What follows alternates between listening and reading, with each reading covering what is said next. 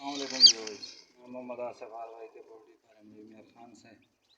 ये मेरा 3 दिन का चूज़ा है जिसको मैं आज फ्लैशिंग दे रहा हूँ दूध के पानी से। दूध और पानी, चीनी। 1 लीटर में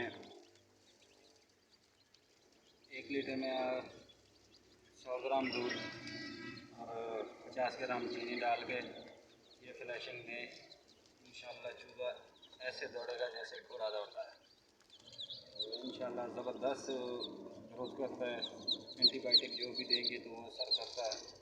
ये मेरा तरीका है जो आपके साथ मैं शेयर कर रहा हूँ। ये मेरा तकरीबन 100 पीस है जो आज 2 दिन का हो चुका है, 3 दिन का हो चुका है।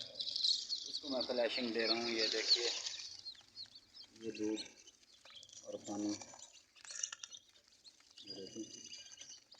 उसके साथ अभी इसको मैं फ्लैशिंग दे रहा हूँ। ये तकरीबन 3 घंटे तक मैं इसको फ्लैशिंग दूँगा। ये पानी रखूँगा, दूध रखूँगा।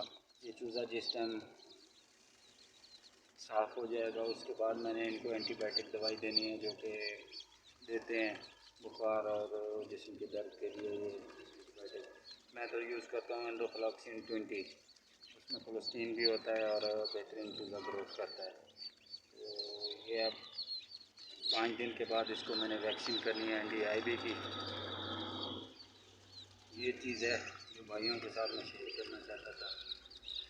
दूध के साथ फ्लैशिंग कैसे करवानी चाहिए। सुबह सुबह इनको बस यही दे दें, दूध के साथ फ्लैशिंग करवा दें।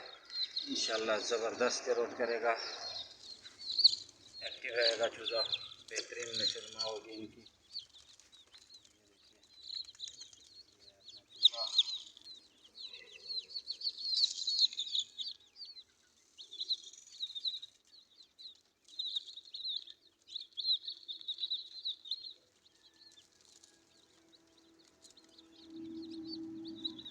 दुआओं में याद रखिएगा। मोहम्मद आसिफ भाई के पोल्ट्री फार्म।